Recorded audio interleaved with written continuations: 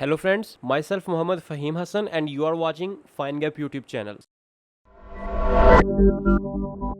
If you work on WordPress custom development and you see this type of errors like for WordPress functions or maybe some PHP functions, your Visual Studio show you annoying errors which are not actually errors. So in this video, I'm going to teach you how you can get rid of this. So you need to go to extensions and search here WordPress snippets. You can see this extension. It have currently 5 lakh downloads. You can install this.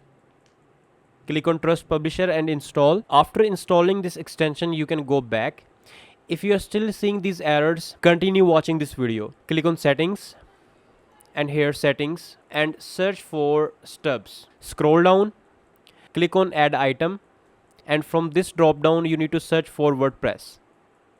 I'm going to select this one, press OK. Again, go back to your file and now you can see that it is not displaying me these are errors. Hope this video will be helpful for you. Hit the like button and follow us for more videos like this. Thanks for watching.